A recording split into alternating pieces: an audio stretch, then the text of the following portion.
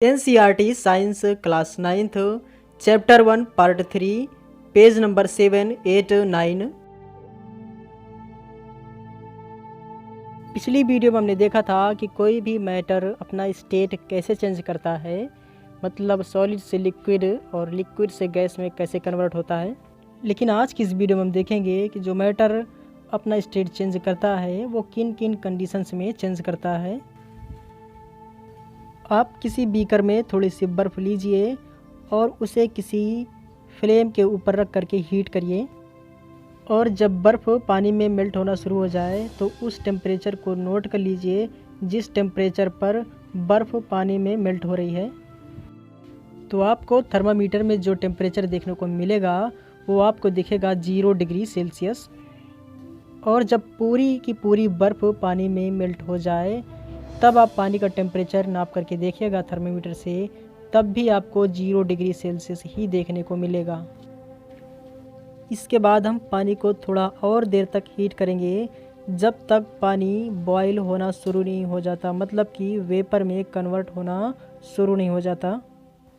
जब पानी वेपर में मतलब गैस में कन्वर्ट होना शुरू हो जाता है उस समय अगर हम पानी का टेम्परेचर थर्मामीटर से नापेंगे तो हम पाएंगे कि पानी का टेम्परेचर 100 डिग्री सेल्सियस हो चुका है। पानी को हम लगातार हीट करते हुए पानी में एक थर्मामीटर हम डुबो देंगे और उसके बाद पानी को हम तब तक हीट करते रहेंगे जब तक कि पूरा का पूरा पानी गैस में कन्वर्ट नहीं हो जाता। जब पूरा पानी गैस में कन्वर्ट हो जाएगा तब भी हमें यही दिखाई पड़ेगा कि थर्मामीटर में टेम्परेचर अभी भी 100 डिग्री सेल्सियस ही है।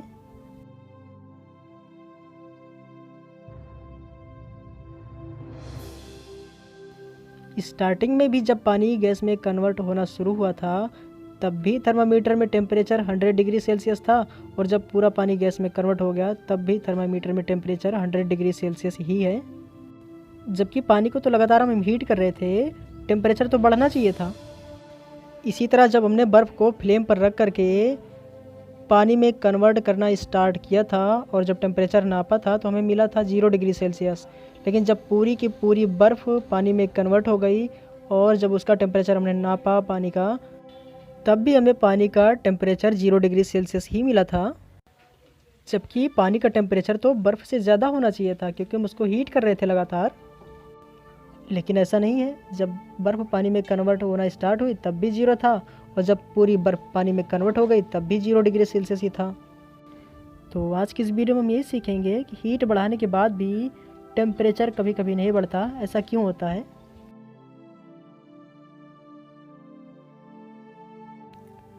तो सबसे पहले हम अपनी बात को स्टार्ट करते हैं बर्फ़ से, मीन्स सॉलिड्स से। बर्फ़ या सॉलिड्स के जो पार्टिकल्स होते हैं वो एक दूसरे से बड़ी मजबूती से बंधे रहते हैं। वो लिक्विड्स या गैस के पार्टिकल्स की तरह इधर उधर मूव नहीं करते, क्योंकि सॉलिड्स के पार्टिकल्स के पास ज़्यादा एनर्जी नहीं होती। और जब हम बर्फ़ या सॉलिड्स को हीट करना शुरू करते हैं तो इनका टेम्परेचर बढ़ने लगता है, मीन्स इनके पार्टिकल्स की एनर्जी बढ़ने लगती है। जब इन पार्टिकल्स की एनर्जी बढ़ जाती है तो सभी पार्टिकल्स एक दूसरे से दूर जाने की कोशिश करते हैं और सभी पार्टिकल्स वाइब्रेट करना शुरू कर देते हैं। वाइब्रेट करने की वजह से सभी पार्टिकल्स एक दूसरे से टूट जाते हैं और बर्फ़ से पानी में कन्वर्ट हो जाते हैं। और जिस स्टेज पर, मतलब जिस टेम्परेचर पर बर्फ़ के पार्टिकल्स पानी में कन्वर्ट होना शुरू होते हैं उस टेम्परेचर को मेल्टिंग पॉइंट कहते हैं। बर्फ़ का मेल्टिंग पॉइंट 0 डिग्री सेल्सियस होता है। इसी तरह हर सॉलिड का मेल्टिंग पॉइंट अलग अलग होता है, मतलब टेम्परेचर अलग अलग होता है। और ये 0 डिग्री सेल्सियस टेम्परेचर तब तक कांस्टेंट बना रहता है, मतलब तब तक नहीं चेंज होता है जब तक कि पूरी बर्फ़ पानी में कन्वर्ट नहीं हो जाती। और लास्ट में जब पूरी बर्फ़ पानी में कन्वर्ट हो जाती है तब भी पानी का टेम्परेचर 0 डिग्री सेल्सियस ही रहता है। भले ही हम बर्फ़ को लगातार हीट कर रहे थे लेकिन टेम्परेचर चेंज नहीं होता है। और इसी तरह अगर आप बर्फ़ को ज़मीन के बजाय चाँद पर ले जा कर के पानी में कन्वर्ट करने की कोशिश करें तो ये 0 डिग्री सेल्सियस के बजाय और पहले ही पानी में कन्वर्ट हो जाएगा। ऐसा इसलिए होता है क्योंकि हर जगह का एटमॉस्फेरिक प्रेशर अलग अलग होता है। अब आप सोचेंगे कि एटमॉस्फेरिक प्रेशर क्या होता है, तो अभी आगे हम आपको बताएंगे कि एटमॉस्फेरिक प्रेशर क्या होता है। लेकिन एक बात आप ज़रूर समझ गए होंगे कि अगर एटमॉस्फेरिक प्रेशर बदलेगा तो मेल्टिंग पॉइंट भी बदल जाएगा। जैसे कि ज़मीन और चाँद दोनों का एटमॉस्फेरिक प्रेशर अलग अलग है, इसीलिए दोनों का मेल्टिंग पॉइंट भी अलग अलग है। चाँद पर बर्फ़ जल्दी कन्वर्ट हो जाती है पानी में, जबकि ज़मीन पर थोड़ा ज़्यादा समय लगता है। मैंने अभी आपको बताया कि बर्फ़ का जो मेल्टिंग पॉइंट होता है 0 डिग्री सेल्सियस होता है। 0 डिग्री सेल्सियस को अगर हम केल्विन में कन्वर्ट करें तो ये आता है 273.15 केल्विन। और मैंने अभी आपको ये भी बताया कि जिस टेम्परेचर पर बर्फ़ पानी में कन्वर्ट होना स्टार्ट होता है, मतलब कि सॉलिड लिक्विड में कन्वर्ट होना स्टार्ट होता है, उस टेम्परेचर को मेल्टिंग पॉइंट कहते हैं। सॉलिड से लिक्विड में कन्वर्ट होने के इस प्रोसेस को फ्यूजन भी कहते हैं। और जब बर्फ़ पानी में कन्वर्ट होना स्टार्ट होता है जिस टेम्परेचर पर, जैसे कि 0 डिग्री सेल्सियस पर, जब तक कि पूरी बर्फ़ पानी में कन्वर्ट नहीं हो जाती तब तक बर्फ़ का या पानी का टेम्परेचर 0 डिग्री सेल्सियस ही रहता है। जबकि इस प्रोसेस के दौरान बर्फ़ को हम लगातार हीट कर रहे थे, लेकिन फिर भी बर्फ़ का या पानी का टेम्परेचर 0 से आगे नहीं बढ़ा। आखिर ऐसा क्यों होता है? जबकि हम लगातार अगर हीट कर रहे हैं तो टेम्परेचर भी बढ़ना चाहिए, और अगर टेम्परेचर नहीं बढ़ रहा है तो फिर ये हीट जा कहाँ रही है?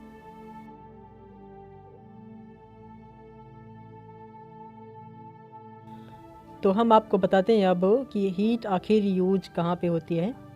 क्योंकि बर्फ़ या सॉलिड्स के सभी पार्टिकल्स काफ़ी ज़्यादा मजबूती से एक दूसरे से जुड़े रहते हैं, तो इन पार्टिकल्स के बीच अट्रैक्शन फोर्सेस को कम करने के लिए काफ़ी हीट का लॉस होता है, मतलब एनर्जी का लॉस होता है। इसीलिए लगातार हीट करने के बाद भी इनके टेम्परेचर में कोई चेंजिंग नहीं आती, टेम्परेचर कांस्टेंट बना रहता है। बर्फ़ को पानी में कन्वर्ट करने में या सॉलिड को लिक्विड में कन्वर्ट करने में जितनी हीट का लॉस होता है, उस हीट को लेटेंट हीट बोलते हैं।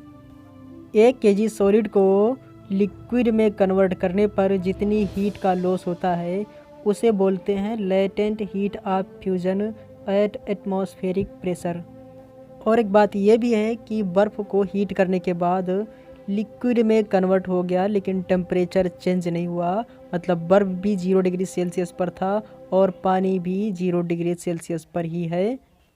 तब पानी के पार्टिकल्स के पास बर्फ़ के पार्टिकल्स के कंपैरिजन में ज़्यादा एनर्जी है, इसीलिए पानी के पार्टिकल्स ज़्यादा तेज़ी से मूव कर सकते हैं कंपैरिजन बर्फ़ के पार्टिकल्स की।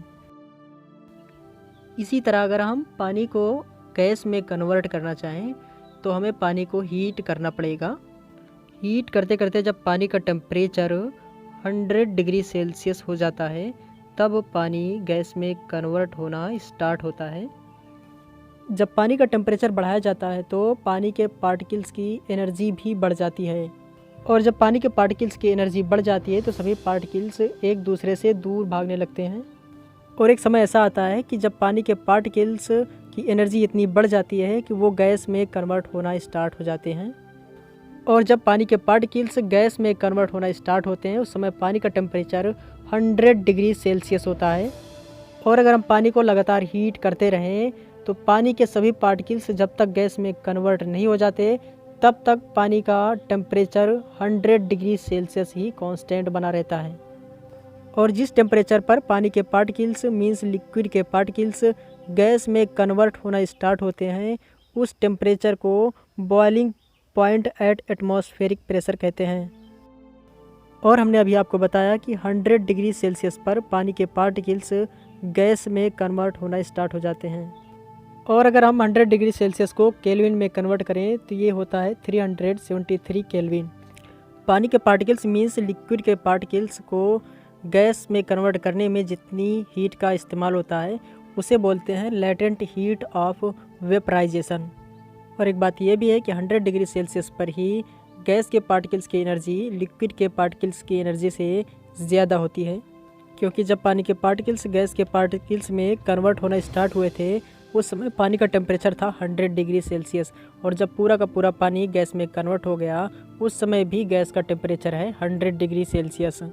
जबकि हम पानी को तो लगातार हीट कर रहे थे, मतलब एनर्जी दे रहे थे, तो ये एनर्जी किधर गई? तो ये एनर्जी गैस के पार्टिकल्स में जा चुकी है। अब हम फाइनली ये बात कह सकते हैं कि टेम्परेचर चेंज करने से किसी भी मैटर का स्टेट चेंज हो जाता है। लेकिन यहाँ पर एक बात ध्यान देने की, कोई ज़रूरी नहीं कि जितने भी सॉलिड मैटर्स हैं वो पहले लिक्विड में कन्वर्ट हों फिर गैस में, या फिर जितने गैसियस मैटर्स हैं वो पहले लिक्विड में कन्वर्ट हों फिर सॉलिड में। कुछ मैटर्स ऐसे भी हैं कि डायरेक्टली सॉलिड से गैस में कन्वर्ट हो सकते हैं, और कुछ मैटर्स ऐसे भी हैं कि गैस से डायरेक्टली सॉलिड में कन्वर्ट हो सकते हैं। एग्जाम्पल के लिए आप कैम्फर या फिर अमोनियम क्लोराइड के कुछ बारीक टुकड़े किसी प्लेट में ले लीजिए और अमोनियम क्लोराइड को किसी फ्लेम के ऊपर रख करके फनल से, मतलब कीप से ढक देंगे हम, और कीप के ऊपरी हिस्से को किसी कॉटन से हम ढक देंगे। और अब हम अमोनियम क्लोराइड को गर्म करेंगे। अमोनियम क्लोराइड को गर्म करने पर हम देखते हैं कि अमोनियम क्लोराइड लिक्विड में कन्वर्ट हुए बिना डायरेक्टली गैस में कन्वर्ट हो जाता है, और डायरेक्टली सॉलिड से गैस में कन्वर्ट होने के इस प्रोसेस को सब्लिमेशन कहते हैं। और अगर कोई मैटर डायरेक्टली गैस से सॉलिड में कन्वर्ट हो जाए बिना लिक्विड में चेंज हुए तो उसे डिपोजिशन कहते हैं। अब हम बात करेंगे effect of change of pressure के बारे में। अभी तक हमने देखा कि अगर किसी भी मैटर को हम हीट करते हैं तो उसके पार्टिकल्स की एनर्जी बढ़ती है, और एनर्जी बढ़ने की वजह से पार्टिकल्स एक दूसरे से दूर जाने लगते हैं। और जब किसी मैटर का हम टेम्परेचर घटाते हैं, मतलब उसके पार्टिकल्स की एनर्जी को कम करते हैं, तो सभी पार्टिकल्स एक दूसरे के पास आने लगते हैं और अट्रैक्शन फोर्स से बंध जाते हैं, और सभी मैटर्स गैस से लिक्विड या लिक्विड से सॉलिड में कन्वर्ट हो जाते थे, या फिर सॉलिड से लिक्विड और लिक्विड से गैस में कन्वर्ट हो जाते थे टेम्परेचर को चेंज करने के हिसाब से। लेकिन अब हम देखेंगे कि मैटर का स्टेट आप सिर्फ टेम्परेचर से नहीं बल्कि आप प्रेशर से भी चेंज कर सकते हैं, मतलब गैस से लिक्विड या लिक्विड से सॉलिड बना सकते हैं प्रेशर के ज़रिए भी आप। अगर किसी सिलेंडर में गैस भर करके हम गैस को पिस्टन के ज़रिए प्रेस करें तो सभी गैस के पार्टिकल्स एक दूसरे के पास आने लगेंगे और गैस लिक्विड में कन्वर्ट होना स्टार्ट हो जाएगी। अगर हम और भी ज़्यादा पिस्टन को प्रेस करना शुरू कर दें तो लिक्विड भी सॉलिड में कन्वर्ट होना स्टार्ट हो जाएगी। इससे ये बात पता चलती है कि किसी भी मैटर के स्टेट को सिर्फ टेम्परेचर के ज़रिए ही नहीं बल्कि प्रेशर के ज़रिए भी चेंज किया जा सकता है। और अगर आप इसके अपोजिट में आप प्रेशर घटाना शुरू कर दें तो मैटर सॉलिड से लिक्विड और लिक्विड से गैस में कन्वर्ट होना स्टार्ट हो जाता है। एग्जाम्पल के तौर पर अगर हम कार्बन डाइऑक्साइड को किसी सिलेंडर में भर करके प्रेशर को बढ़ाना शुरू करें तो वो डायरेक्टली सॉलिड में कन्वर्ट हो जाता है, और अगर प्रेशर को घटा दें तो डायरेक्टली सॉलिड से गैस में कन्वर्ट हो जाता है। क्योंकि जनरली कार्बन डाइऑक्साइड या तो सॉलिड के फॉर्म में पाया जाता है या फिर गैस के फॉर्म में पाया जाता है, ये लिक्विड के फॉर्म में नहीं पाया जाता जनरली। इसीलिए सॉलिड कार्बन डाइऑक्साइड को ड्राई आइस भी कहते हैं। और फाइनल ये बात साबित हो जाती है कि किसी भी मैटर का स्टेट चेंज प्रेशर और टेम्परेचर दोनों से किया जा सकता है।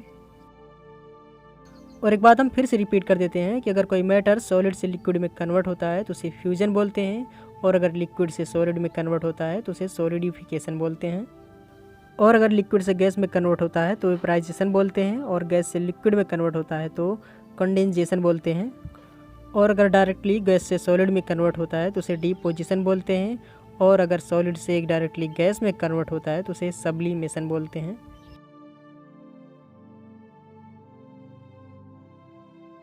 और आपसे अब हम कुछ क्वेश्चंस पूछेंगे। पहला क्वेश्चन है कि 300 केल्विन को डिग्री सेल्सियस में चेंज करिए, और हम जानते हैं कि 0 डिग्री सेल्सियस को केल्विन में चेंज करने के लिए 273 ऐड करना पड़ता है। इसी तरह अगर हम केल्विन को डिग्री सेल्सियस में चेंज करना चाहते हैं तो हमें 273 माइनस करना पड़ेगा। यहाँ अगर हम 300 केल्विन में से 273 माइनस कर देंगे तो ये केल्विन डिग्री सेल्सियस में चेंज हो जाएगा। तो हमारा यहाँ पर आंसर आएगा 27 डिग्री सेल्सियस। और यहाँ पर अब एक दूसरा सवाल है कि 250 डिग्री सेल्सियस पर वाटर किस स्टेट में होता है। हम जानते हैं कि 0 डिग्री सेल्सियस पर वाटर आइस में कन्वर्ट हो जाता है और 100 डिग्री सेल्सियस पर गैस में कन्वर्ट हो जाता है। और यहाँ पर 250 डिग्री सेल्सियस तो 100 डिग्री सेल्सियस से भी ज़्यादा है, इसलिए वाटर 250 डिग्री सेल्सियस पर गैस के ही फॉर्म में पाया जाएगा। और यहाँ पर एक तीसरा सवाल है कि जब कोई मैटर अपना स्टेट चेंज करना शुरू करता है तो चेंज करते समय जो टेम्परेचर रहता है मैटर का, और पूरा मैटर जब तक अपना स्टेट चेंज नहीं कर लेता तब तक मैटर का टेम्परेचर चेंज नहीं होता, भले ही हीट को हम इंक्रीज क्यों ना करते रहें। तो इसका आंसर ये है कि किसी भी मैटर के सभी पार्टिकल्स एक दूसरे से अट्रैक्शन फोर्स से बंधे रहते हैं, और जब तक सभी पार्टिकल्स एक दूसरे से टूट नहीं जाते तब तक टेम्परेचर में कोई भी इंक्रीमेंट नहीं होता, भले हम हीट को क्यों ना बढ़ाते रहें। और अगर इस क्वेश्चन का आंसर आप डिटेल में देखना चाहते हैं तो आप पीछे देख सकते हैं लेटेंट हीट के बारे में, जहाँ पर हमने आपको बताया है। और चौथा क्वेश्चन यहाँ पर ये है कि अगर किसी गैस को लिक्विड में कन्वर्ट करना चाहते हैं तो कौन कौन से तरीके हो सकते हैं कन्वर्ट करने के, कोई भी एक तरीका बताइए। एक तरीका तो ये हो सकता है कि किसी सिलेंडर में आप गैस को भरिए और पिस्टन के ज़रिए प्रेशर को बढ़ाइए तो गैस लिक्विड में कन्वर्ट हो जाएगी। और दूसरा तरीका ये है कि अगर किसी सिलेंडर में गैस को भर करके उसका टेम्परेचर घटा दें, मतलब उसे ठंडा कर दें, तब भी गैस लिक्विड में कन्वर्ट हो जाएगी। अब हम बात करेंगे इवेपोरेशन के बारे में। अभी तक हमने आपको बताया था कि 100 डिग्री सेल्सियस पर वाटर गैस में कन्वर्ट होना स्टार्ट हो जाता है, लेकिन कोई ज़रूरी नहीं है कि 100 डिग्री सेल्सियस पर ही लिक्विड गैस में कन्वर्ट हो, उससे पहले भी हो सकता है। जैसे कि अगर कपड़े को धुल करके धूप में फैला दें तो कपड़े में जितने भी पानी के पार्टिकल्स होते हैं वो कुछ देर बाद गायब हो जाते हैं, जबकि पानी के पार्टिकल्स का टेम्परेचर तो 100 डिग्री सेल्सियस तक नहीं पहुंचा था। ऐसा इसलिए होता है, लिक्विड या पानी के जितने भी पार्टिकल्स होते हैं उनमें कुछ ना कुछ एनर्जी होती है और वो उस एनर्जी की वजह से हमेशा मूव करते रहते हैं। तो जो पार्टिकल्स जितना फ्रीली मूव कर सकते हैं वो उतनी ही जल्दी गैस में भी कन्वर्ट हो जाते हैं। जैसे कि जो पानी के पार्टिकल्स पानी के अंदर होते हैं वो कम तेज़ी से मूव कर सकते हैं, जबकि जो पानी के सरफेस पे होते हैं वो पार्टिकल्स ज़्यादा तेज़ी से मूव कर सकते हैं। तो जो पानी के पार्टिकल्स सरफेस पे हैं, अगर उन्हें थोड़ी सी भी एनर्जी मिल जाए, मतलब 100 डिग्री सेल्सियस से कम भी टेम्परेचर अगर मिल जाए, तब भी वो गैस में कन्वर्ट हो जाएंगी। इसीलिए जब कपड़े को धुल करके धूप में फैलाया जाता है तो 100 डिग्री सेल्सियस से कम टेम्परेचर पर भी कपड़ा सूख जाता है बड़ी आसानी से। और जब कोई लिक्विड बिना अपने बॉइलिंग पॉइंट पर पहुँचे ही गैस में कन्वर्ट हो जाए, इसे ही इवेपोरेशन बोलते हैं।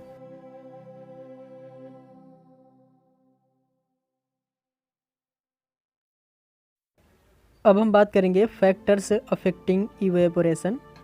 मीन्स इवेपोरेशन पर किन किन फैक्टर्स का इफेक्ट पड़ता है। इवेपोरेशन को समझाने के लिए हम आपको कुछ एग्जांपल्स दिखाते हैं। किसी भी टेस्ट ट्यूब में आप 5 ml वाटर फिल कर लीजिए और फिर टेस्ट ट्यूब को किसी विंडो के बगल या फिर फ़ैन के नीचे रख दीजिए। एक और प्लेट में 5 ml वाटर ले करके उसे भी विंडो के बगल या फिर फ़ैन के नीचे रख दीजिए। इसी तरह 5 ml वाटर और लीजिए किसी प्लेट में, लेकिन उसे विंडो के बगल नहीं बल्कि रूम के अंदर कहीं रख दीजिए। और ये जो हमने 3 तरह के वाटर लिए हैं 3 जगह पर, अब आप इन तीनों को सूखने तक का इंतज़ार करिए। क्या आप बता सकते हैं कि इन तीनों में सबसे पहले कौन सा पानी सूख जाएगा? तो हम आपको बता देते हैं कि इन तीनों में डिश में जो पानी वो सबसे पहले सूखेगा, उसके बाद जो टेस्ट ट्यूब में विंडो के बगल रखा है उसमें, फिर उसके बाद जो रूम के अंदर रखा है उसमें पानी सूखेगा। जबकि तीनों वाटर्स का तो टेम्परेचर समान है, लेकिन फिर भी सूखने में अलग अलग समय क्यों लग रहा है? तो इसका रीज़न ये है कि हमने आपको बताया था कि किसी भी लिक्विड को गैस में कन्वर्ट होने के लिए सिर्फ टेम्परेचर ही मायने नहीं रखता, बल्कि प्रेशर भी मायने रखता है। किसी भी लिक्विड का जो भी पार्टिकल से जितना फ्रीली मूव कर सकता है वो उतनी ही जल्दी गैस में भी कन्वर्ट हो जाएगा, भले ही लिक्विड के सभी पार्टिकल्स का टेम्परेचर एक जैसा क्यों ना हो। तो यहाँ पर तीनों एग्जांपल्स में जो वाटर के पार्टिकल्स वाटर के सरफेस पे हैं वो ज़्यादा फ्रीली मूव कर सकते हैं, इसीलिए वो जल्दी से गैस में भी कन्वर्ट हो जाते हैं। तो यहाँ पर जो वाटर प्लेट में है उसका सरफेस एरिया भी ज़्यादा है, इसीलिए वो वाटर गैस में भी जल्दी से कन्वर्ट हो जाता है।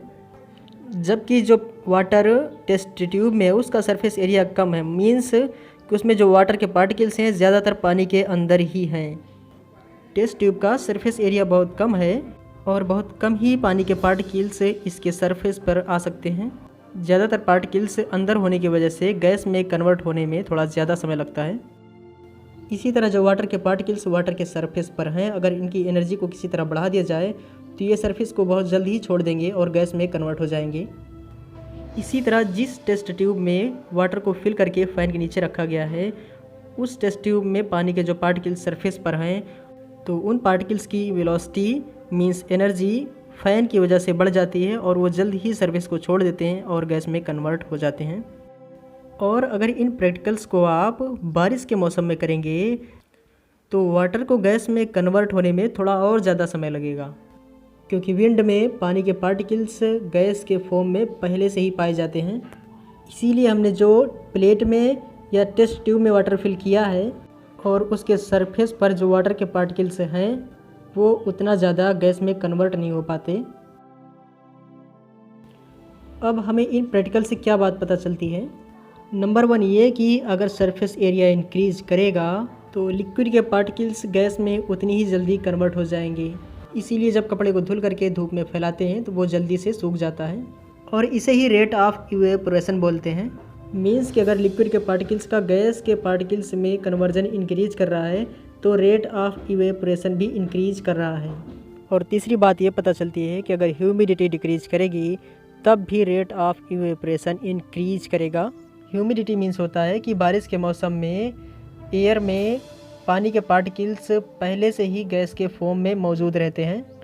इसीलिए अगर ह्यूमिडिटी इंक्रीज करेगी मतलब पानी के पार्टिकल्स एयर में ज़्यादा होंगे तो रेट ऑफ इवेपोरेशन डिक्रीज करेगा। मीन्स पानी के पार्टिकल्स गैस के फॉर्म में कम कन्वर्ट होंगे। और चौथी बात ये पता चलती है कि अगर विंड की स्पीड बढ़ेगी तो रेट ऑफ इवेपोरेशन भी इंक्रीज करेगा। इसीलिए जब कभी अगर हम कपड़े को धुल करके फैला दें और अगर हवा तेज़ है तो कपड़े जल्दी सूख जाते हैं, क्योंकि कपड़े में जो पानी के पार्टिकल्स हैं उन्हें तेज़ हवा की वजह से एनर्जी मिल जाती है, इसीलिए वो कपड़े को छोड़ करके जल्दी से गैस में कन्वर्ट हो जाते हैं। लेकिन अब हम बात करेंगे how does evaporation cause cooling. जैसे कि अगर किसी वेसल या बीकर में हम पानी फिल कर दें, वेसल या बीकर का पानी वेपर में मीन्स गैस में कन्वर्ट होता रहता है।